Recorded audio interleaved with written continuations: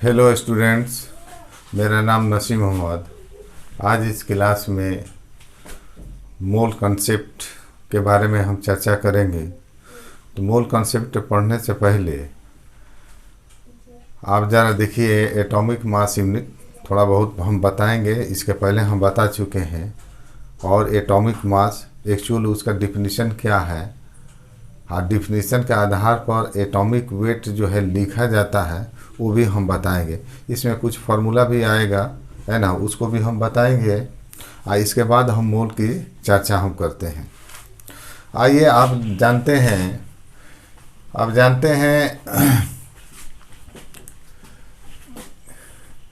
कि atomic mass unit, 1 atomic mass unit ये कितना होता है। तो ये जो है 1.66 इंटू 10⁻⁻⁴ ग्राम। इसको ऐसे भी जैसे 1 ग्राम अब बाई 6.022 इंटू 10⁻23 इसे डिवाइड करते हैं तो इतना वैल्यू आ जाता है। ये एवोगाड्रो नंबर है, यानी 1/Na। यानी ये जो है कार्बन के एक एटम के मास के 12वें भाग से है कि नहीं, 12वें भाग को क्या बोलते हैं, 1 एटॉमिक मास यूनिट। कार्बन के एक एटम का मास हम निकाल लेते हैं, हाँ, उसको 12 से डिवाइड कर देते हैं, जो एक भाग आता है उसको बोलते हैं 1 एटॉमिक मास यूनिट। तो ये आपका 1 एटॉमिक मास यूनिट इतना आया था। अब जानते हैं, जैसे हम लेते हैं एटॉमिक मास। अब यहाँ एटॉमिक मास हम कुछ एलिमेंट का लिखे हैं एटॉमिक मास, जैसे कार्बन का 12, नाइट्रोजन का, ऑक्सीजन का 16, ये एटॉमिक मास हम लिखे हैं। आखिर इसका मीनिंग क्या है? तो एटॉमिक मास कहता है, atomic mass is a number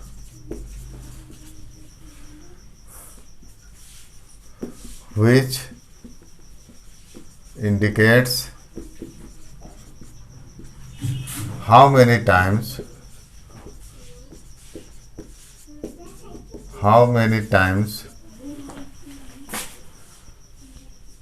the mass of one atom of an element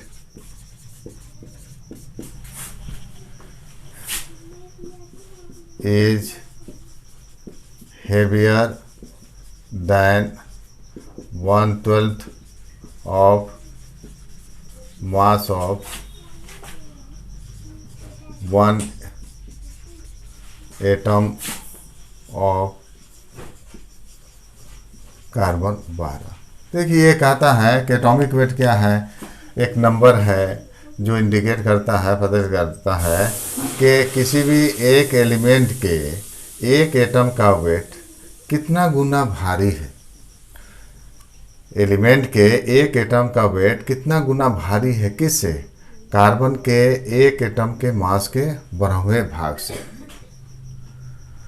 अगर मान ले कि यहाँ पर हम देख रहे हैं डिफिनेशन के अनुसार कि किसी भी एक एटम का वेट कितना गुना भारी होता है, किससे? कार्बन के एक एटम के मास के 12वें भाग से। जितना गुना भारी होता है वही क्या होता है,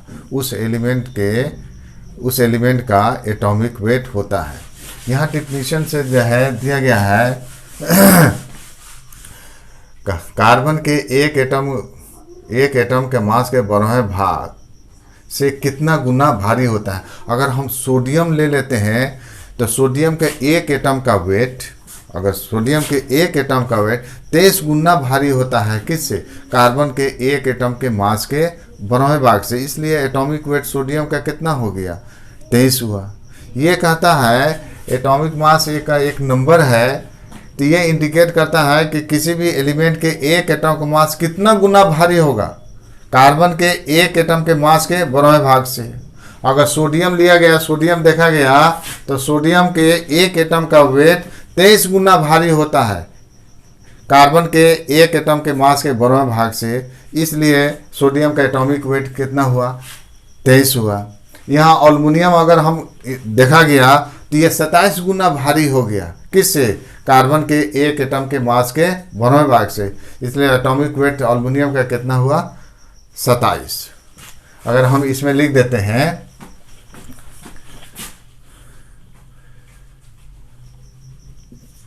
the mass of one atom of sodium is 23 times heavier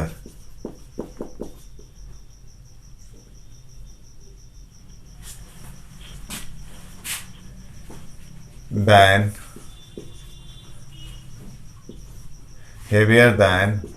1/12 of mass of one atom of carbon 12। अगर सोडियम की चर्चा किया गया, सोडियम की, तो देखा कि ये 23 गुना भारी है। इसलिए जो है एटॉमिक वेट सोडियम का कितना हुआ? इसलिए एटॉमिक 23 गुना भारी है, तो जितना गुना भारी होगा वही क्या होगा उसका एटॉमिक वेट। तो एटॉमिक मास ऑफ सोडियम कितना हुआ? 23। अब ये 23 है, जितना गुना भारी होता है वही उसका क्या होता है? एटॉमिक मास होता है। अब ये 23 गुना भारी है किससे? कार्बन के एक एटम के मास के 12वें भाग से। यानी सोडियम का एक एटम का वेट क्या हुआ? 23 गुना भारी है कार्बन के एक एटम के मास के 12वें भाग से। तो हम इसको लिख सकते हैं, यानी मास ऑफ वन सोडियम एटम क्या हुआ? 23। किससे भारी है? कार्बन के एक एटम के मास के 12वें भाग से, यानी 23 AMU। अगर AMU में लिखा गया तो ये क्या होगा? 23 गुना भारी होगा। किससे? कार्बन के एक एटम के मास के 12वें भाग से।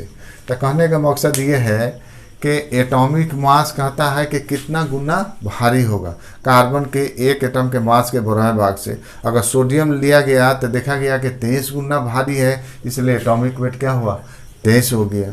और किससे भारी है? कार्बन के एक एटम के मास के 12वें भाग से।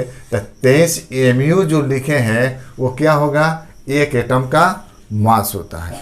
अब इस तरह जो एटॉमिक वेट यहाँ पर देख रहे हैं, अगर हम ले लेते हैं एल्युमिनियम लेते हैं तो 27 गुना भारी है, इसलिए एटॉमिक वेट एल्युमिनियम का कितना होता है?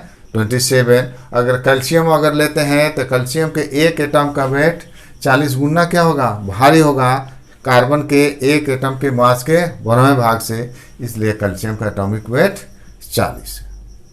अब इसको देखिए, अगर हम AMU में लिख देते हैं एटॉमिक मास को AMU में लिख देते हैं तो एक एटम का मास होता है। अगर AMU में लिख देते हैं तो कितना एटम का मास होगा? एक एटम का मास होगा। तो इस तरह से है एटॉमिक मास को AMU में हमने लिखा है।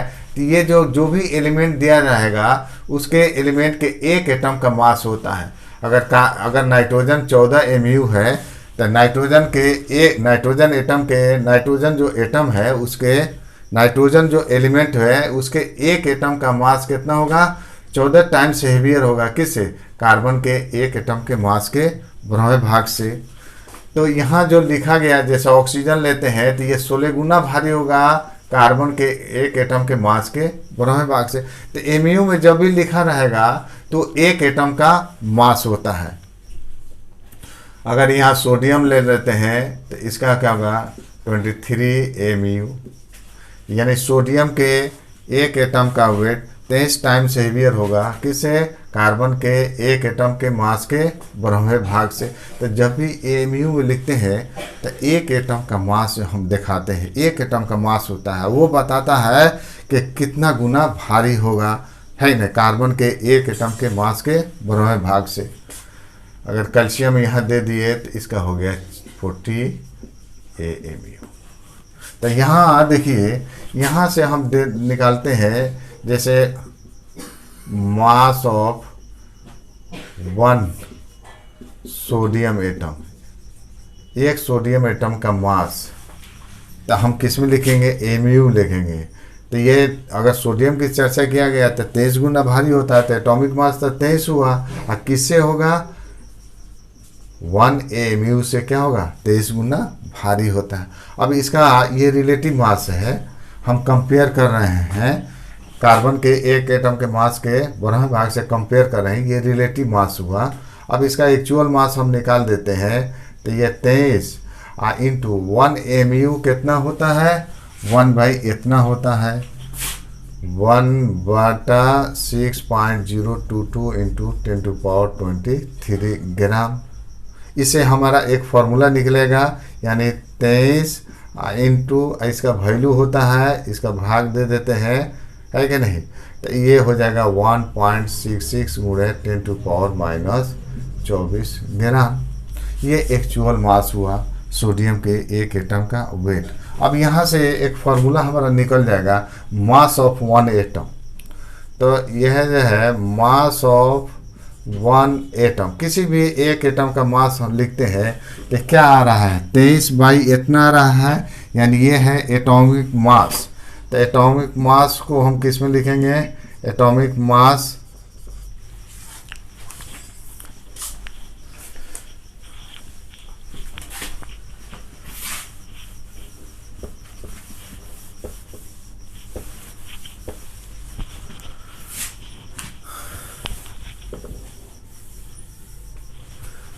इन ग्राम, बाई हो जाएगा एवोगाड्रो नंबर, ये 6.022 इंटू 10⁻23। तो ये जो है किसी भी एक एटम का मास निकालना होगा तो एटॉमिक मास लिखते हैं ग्राम में और उसको इससे डिवाइड कर देते हैं, तो आपका निकल जाता है एक एटम का मास।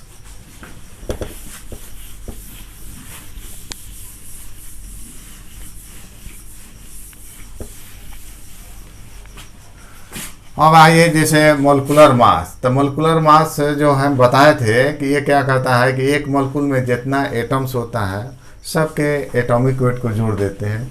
तो CO2 का 44, अगर CH4 अगर ले लेते हैं तो इसका होता है कार्बन का 12, हाइड्रोजन का 1 होता है एटॉमिक मास, तो 1 इंटू 4 ये हो गया 16 हो गया सेफ हो। अगर NH3 लेते हैं तो ये नाइट्रोजन का 14 प्लस 1 इंटू 3 ये हो गया 17 हो गया। H2SO4 का अगर लेते हैं H2SO4 का, तो इसका जो है मोलिकुलर मास, तो हाइड्रोजन कितना 1:2 प्लस सल्फर है 32 प्लस ऑक्सीजन होता है 16 इंटू 4, ये सबको मल्टीप्लाई करते हैं तो ये आ जाता है 98।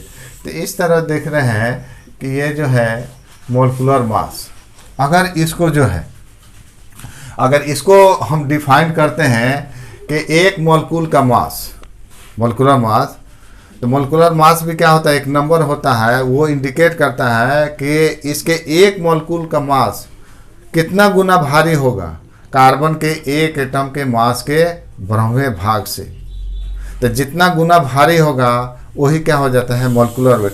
अगर मान ले कि CO2 का अगर लेके चलते हैं तो इसके एक मोलिकुल का मास 44 टाइम से हेवियर होगा किसके, कार्बन के एक एटम के मास के 12वें भाग से। अगर यहाँ इसके आधार पर चलते हैं, जैसे मोलिकुलर मास,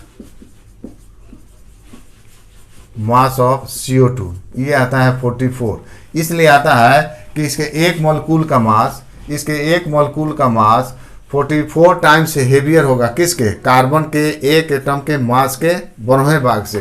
तो ये जो है 44 गुना भारी होता है किसके, कार्बन के एक एटम के मास के 12वें भाग से। तो ये जो 44 MU लिखे हैं तो एक मोलिकुल का मास होगा, ये हो गया मास ऑफ 1 CO2 मोलिकुल। ये डिफिनीशन कहता है कि CO2 मोलिकुल, CO2 जो है मोलिकुल है, इसके एक मोलिकुल का मास क्या होता है, 44 टाइम्स से हेवियर होता है किसके, कार्बन के एक एटम के मास के 12वें भाग से। तो हम लिखे हैं mass of 1 molecule CO2 molecule, mass of 1 CO2 molecule बराबर हो गया 44 AMU। ये रिलेटिव मास हुआ, इसका वैल्यू अगर रख देते हैं 44 इंटू इसका जो है वैल्यू 1 MU का वैल्यू रखते हैं तो कितना आ जाएगा, 1/6.022 इंटू 23 ग्राम। अब इसी से जो है निकल जाएगा 44 इंटू इसका वैल्यू देखा है, इसका वैल्यू कितना आता है, अगर ये एक को हम दें इससे एक को डिवाइड करते हैं तो ये आ जाता है 1.66 इंटू 10⁻24 ग्राम। तो इस तरह मोलकूल के ये जो है मास एक मोलकूल का हम निकाल सकते हैं। फॉर्मूला इसे मिलेगा mass of one molecule, mass of one molecule, ये आ जाएगा, क्या आ जाएगा, एक मोलकूल का मास, मोलकुलर वेट, ये मोलकुलर वेट है उस मोलकूल का, n से डिवाइड कर देते हैं एवोगाड्रो नंबर से, तो ये हो गया मास ऑफ वन मोलिक्यूल, ये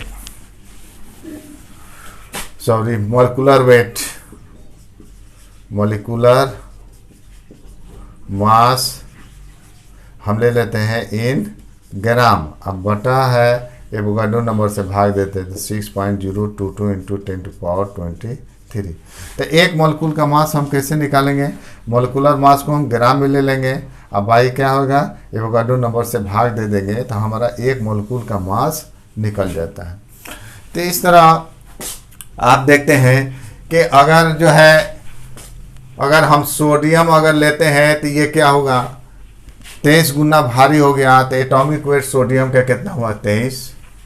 अब ये 23 जो है यहाँ पर कहता है 23 गुना भारी है तो एटॉमिक वेट 23 हो गया, तो यहाँ जो डिफिनीशन करता है कि सोडियम के एक एटम का वेट 23 गुना भारी होता है कार्बन के एक एटम के मास के बराबर भाग से, तो इसलिए हम लिखते हैं मास of one atom of sodium कितना होगा 23 AMU, लिख दिए। सिमिलरली मोलिकुलर मास कहता है कि इसके एक मोलिक्यूल का मास, मोलिकुलर मास, इसके एक मोलिक्यूल का मास कितना गुना भारी होगा किसे कार्बन के एक एटम के मास के बराबर भाग से, तो जितना गुना भारी होता है वही हो गया उसका मोलिकुलर वेट। अगर CO2 ले लेते हैं तो ये जो है कार्बन के एक एटम के मास के बराबर भाग से 44 गुना भारी होता है इसके एक मोलिक्यूल का मास, इसलिए हम लिख सकते हैं, क्या लिख सकते हैं, इसके एक मोलिक्यूल का मास क्या लिखते हैं तो 44 AMU। तो जब भी MU में होगा, जब भी MU होगा, अगर एटम है तो एक जो दिया गया एलिमेंट उस एलिमेंट के एक एटम का मास होगा।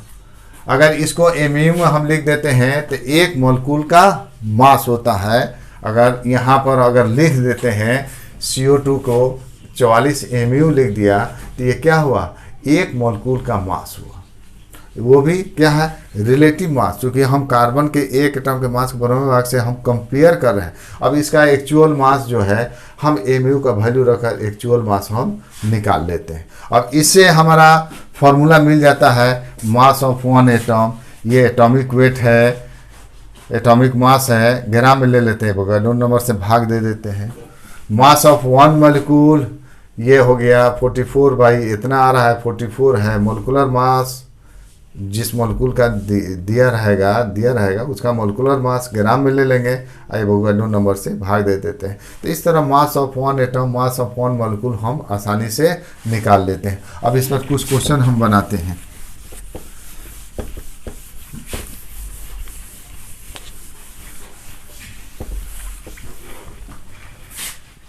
जैसे क्वेश्चन है, कहता है कैलकुलेट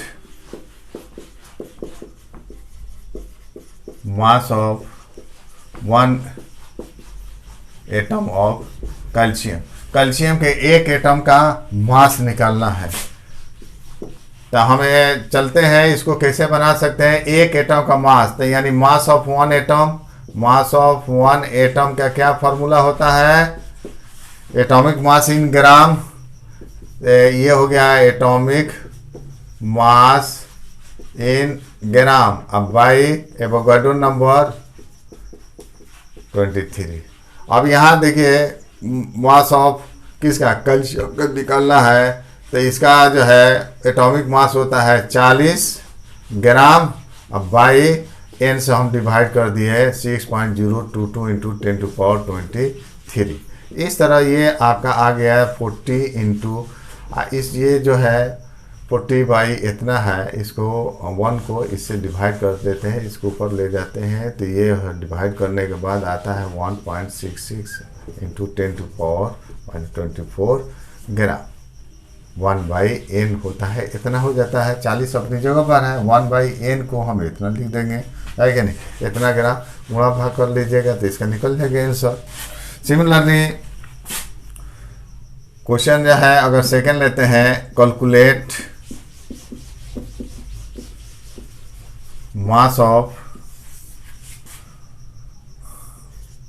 1 मॉलिक्यूल ऑफ CaCO3। एक मॉलिक्यूल का मास, तो एक मॉलिक्यूल का मास क्या होगा, अगर इसको हम सॉल्व करते हैं तो mass of 1 molecule of CaCO3, तो क्या होगा, मोलिकुलर मास इन ग्राम, इसका मोलिकुलर मास आता है, कैल्शियम का कितना होता है, कैल्शियम का हो गया 40, कार्बन का हो गया 12, ऑक्सीजन का हुआ 48, 16 ये 100 आता है, यानी 100 ग्राम मोलिकुलर मास को ग्राम में अब बाई n से डिवाइड कर देते हैं 6.022 इंटू 10⁻23। तो इस तरह जो है 100 इंटू ये होगा 1.66 इंटू 10⁻24 ग्राम। अब यहाँ पर इसको सॉल्व करेंगे तो 1.66 इंटू 10⁻, ये +2 -24 -22 ग्राम, ये आपका आंसर हुआ। तो इस तरह हम निकाल लेते हैं मास ऑफ 1 एटम या mass of 1 molecule.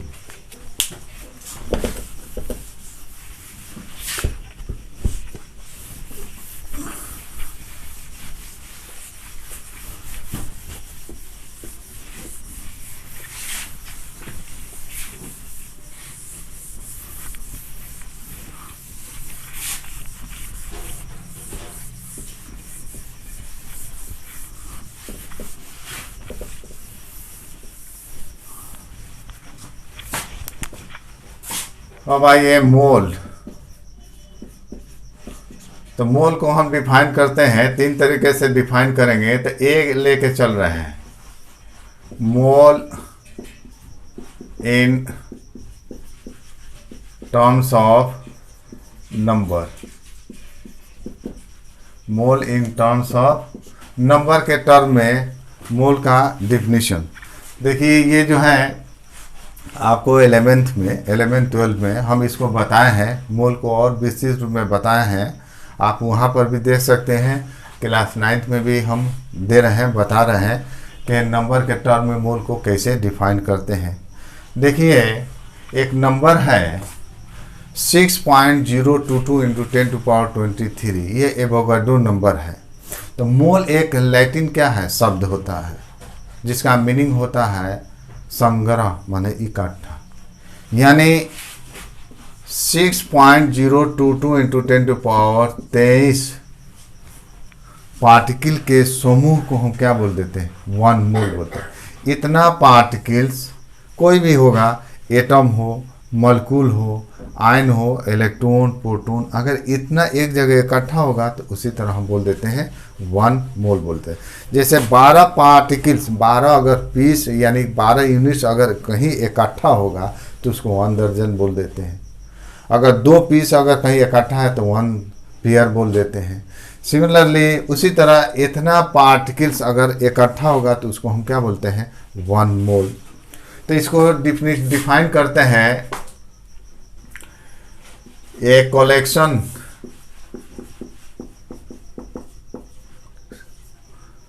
Six 6.022 into 10⁻23 particles, इतना पार्टिकल्स का इकट्ठा, ए कलेक्शन ऑफ इतना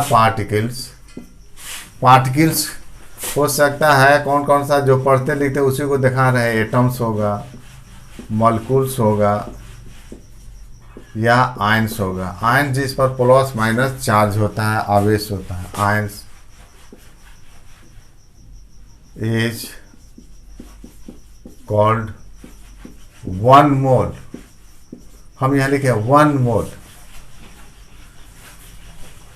जैसे 12 अगर माने गए 12 अगर यूनिट 12 यूनिट से इकट्ठा होगा तो 1 दर्जन बोलते हैं। तो 12 अगर इकट्ठा होगा, 12 अगर कोई भी चीज़ इकट्ठा होता है, नंबर है 12, अगर इकट्ठा होगा तो उसको 1 दर्जन बोल देते हैं।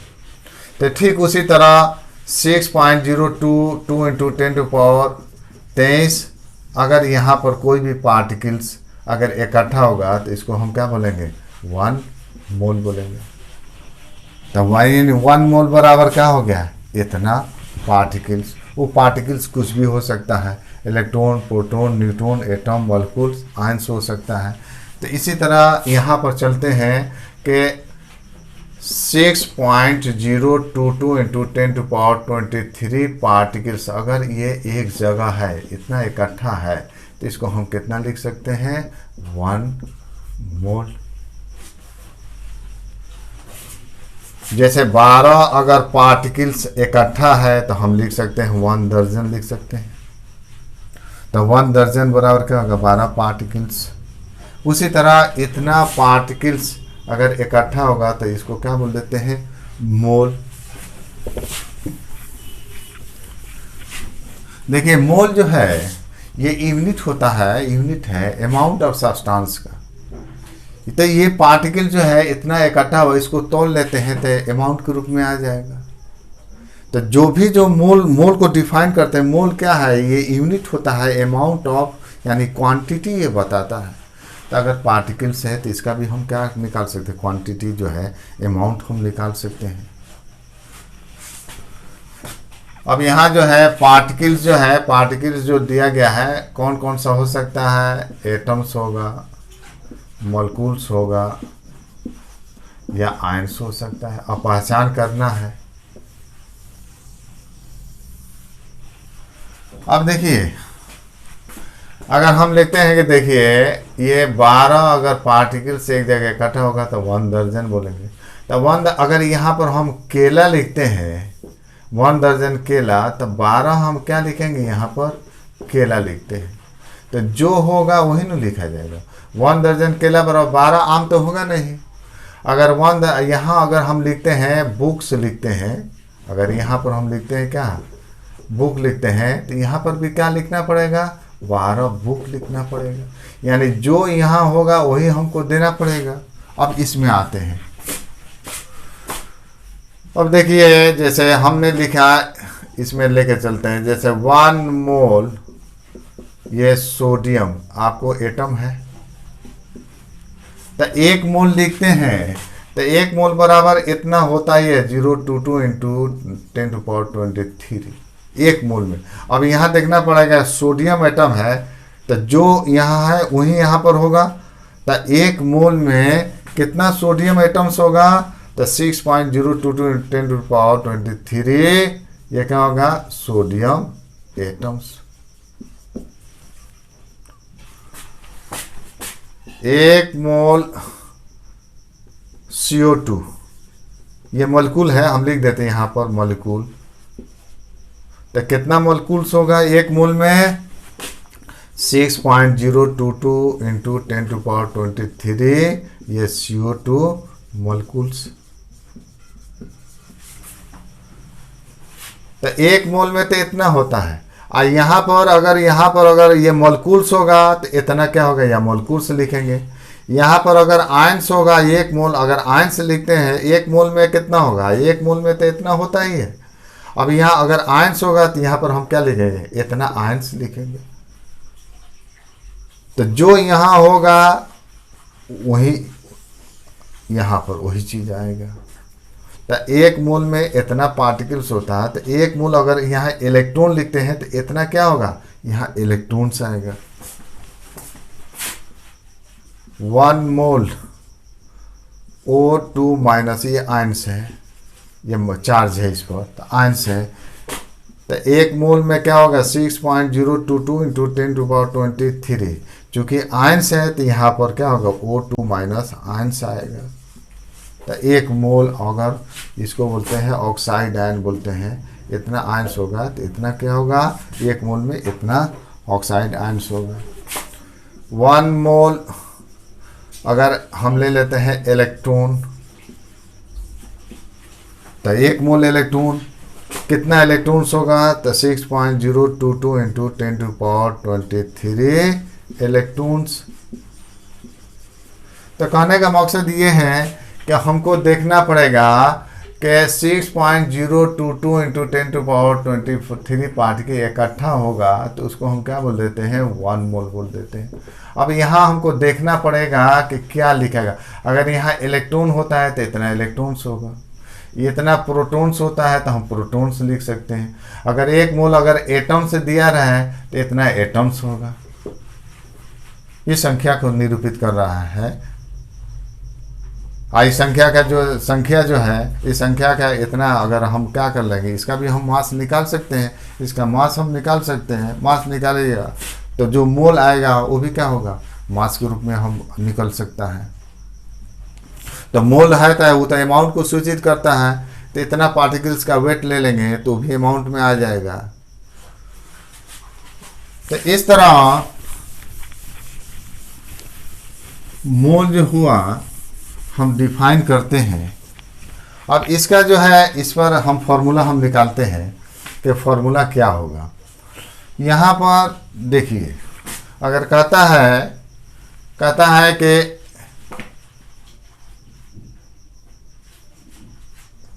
एक्स एटम्स में कितना मोल होगा, कोई भी दे दिया है, एक्स एटम में कितना मोल्स पूछ रहा है, एक्स एटम।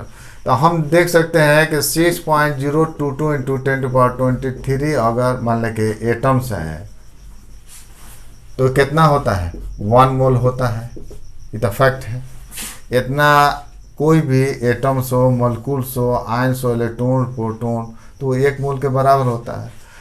तो एक्स एटम्स में कितना कै मोल होगा, नंबर एक्स एटम्स में कितना मोल होगा, तो ये क्या होगा, एक्स एटम्स बटा क्या हो गया, 6.022 इंटू 10⁻23 एटम्स इंटू मोल। तो एटम्स से कट गया तो क्या आ जाएगा, x बाई 6.022 इंटू 10⁻23 मोल। यानी मोल कितना हुआ, x बाई ये एवोगाड्रो नंबर, यानी ये हो गया number of particles, number of atoms जो दिया है, और ये हो गया एवोगाड्रो नंबर। तो यहाँ नोट कर देते हैं, the number 6.022 into 10⁻23 is called Avogadro number.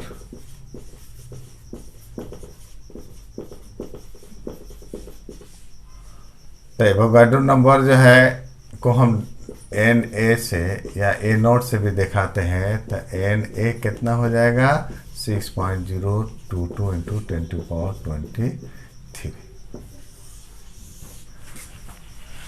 Actual Avogadro number होता है, एवोगाड्रो 6.02223 इंटू 10⁻23 होता है। देखिए, लेकिन इसको करेक्ट करके आया है 6.022 इंटू 10⁻23। ये एवोगाड्रो नंबर है। बहुत कम माइनर सा अंतर है। यहाँ पॉइंट के बाद यहाँ पर आया 3, यहाँ जो है करेक्ट किया गया है। तो एक्चुअल एवोगाड्रो नंबर इतना है, 6.023 इंटू 10⁻23।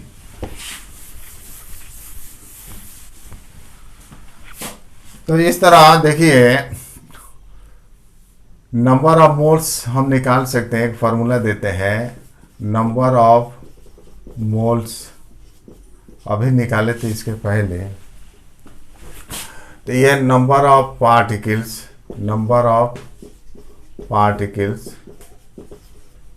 जो दिया रहेगा, और उसे हम क्या कर देते हैं, एवोगाड्रो नंबर से डिवाइड कर देते हैं। ये हो गया नंबर ऑफ मोल्स। अगर नंबर ऑफ मोल्स पूछता है तो अगर पार्टिकल्स दिया रहे तो हम निकाल सकते हैं। अच्छा, नंबर ऑफ पार्टिकल्स क्या होता है, नंबर ऑफ एटम्स हो सकता है, नंबर ऑफ मॉलिक्यूल्स हो सकता है, नंबर ऑफ आयंस हो सकता है, नंबर ऑफ इलेक्ट्रॉन्स हो सकता है। तब यहाँ से देखिए, number of particles number of particles बराबर क्या होगा, तो ये हो गया मोल इनटू ये है एवोगाड्रो नंबर है एन है एन, यानी नंबर ऑफ पार्टिकल्स अगर निकालना हो तो मोल अगर दिया रहेगा या मोल हम निकाल सकते हैं, आगे पढ़िएगा मोल इन टर्म्स ऑफ मास, तो अगर उसका मोल हम निकाल सकते हैं, अगर ये मालूम हो, एवोगाड्रो नंबर जानते हैं, मल्टीप्लाई कर देंगे तो नंबर ऑफ पार्टिकल्स निकल जाएगा। अब नंबर ऑफ पार्टिकल्स मीन्स क्या होता है, अब इससे हम दे देते हैं, जैसे अगर पार्टिकल्स एटम है तो नंबर ऑफ क्या होगा, एटम्स हो सकता है, अगर मॉलिक्यूल है तो number of molecules, number of ions, number of electrons, कोई भी हम निकाल सकते हैं। नंबर ऑफ एटम्स, पार्टिकल्स क्या होता है, atoms, molecules, ions, electron, proton, जितना दिखाई देता है नहीं दिखाई देता है सब क्या है, पार्टिकल। पृथ्वी भी तो एक पार्टिकल, लेकिन बहुत बड़ा पार्टिकल है। बस, ट्रक, जो भी आप देख रहे हैं सब क्या है, पार्टिकल्स है। आप चूंकि पढ़ते हैं atom, molecules, ions, electron, proton, तो यही लिखा जाता है पार्टिकल्स के रूप में। तो नंबर ऑफ एटम्स निकालना हो या number of molecules, number of ions, number of electrons अगर पूछता है तो हम जो है बराबर हम दे सकते हैं, कितना होगा, मोल इनटू एवोगाड्रो नंबर। ये हम क्या करते हैं, मल्टीप्लाई कर देते हैं मोल को एवोगाड्रो नंबर से, तो हम number of atoms, number of molecules हम निकाल सकते हैं।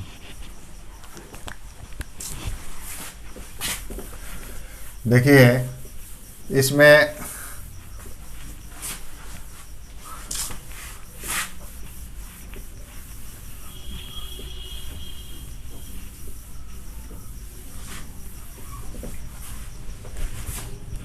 क्वेश्चन जैसे लेते हैं, इसमें कहता है calculate number of atoms, number of atoms in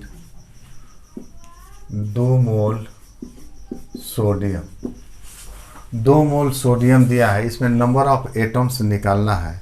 तो देखिए दो तरीके से चल देते हैं, एक फॉर्मूले से निकाल सकते हैं। तो नंबर ऑफ एटम्स कितना है, नंबर ऑफ एटम्स बराबर होता है मोल इनटू एवोगाड्रो नंबर। तो मोल कितना दिया है, 2 इंटू 6.022 इंटू 10⁻23 एवोगाड्रो नंबर से कर दिया। तो ये आपका हो गया नंबर ऑफ एटम से इतना हो गया, 2 से मल्टीप्लाई कर दीजिएगा,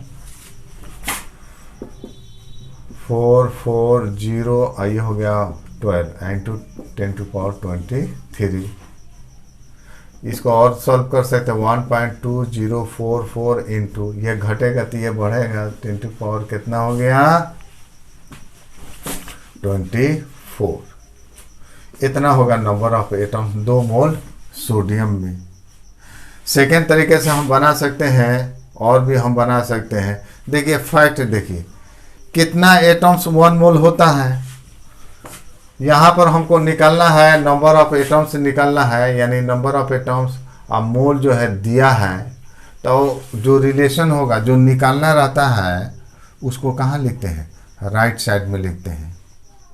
तो 1 मोल अगर हम सोडियम ले लेते हैं तो उसमें कितना एटम्स होगा, 6.022 इंटू 10⁻23, ये क्या हो गया एटम्स ऑफ सोडियम 1 मोल में। इसलिए 2 मोल अगर सोडियम ले लेंगे तो क्या होगा, 2 से इसमें मल्टीप्लाई कर देंगे, तो 2 into 6.022 into 10⁻23 atoms of sodium. अब मल्टीप्लाई कर देते तो 1.2044 इंटू 10⁻24 एटम्स ऑफ सोडियम। तो 2 मोल में हमारा इतना निकल जाएगा। इसमें क्या करते हैं, मल्टीप्लाई करते हैं, 1 से डिवाइड कर देंगे, इसमें 1 नहीं लिखा है हमने, बात वही हो जाएगा, तो इतना हो गया एटम। तो इस तरह इस मूल पर जो है नंबर पर हम इस तरह के क्वेश्चन एराइज करता है। ऐसे एक और चीज़ हम दे देते हैं इसमें,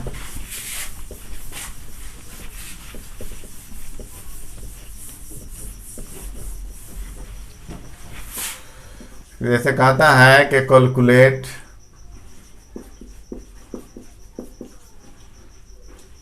the number of moles in 6.022 into 10⁻25 particles. इतना पार्टिकल्स दिया है, इतना पार्टिकल्स दिया है, इसमें नंबर ऑफ मोल्स पूछ रहा है।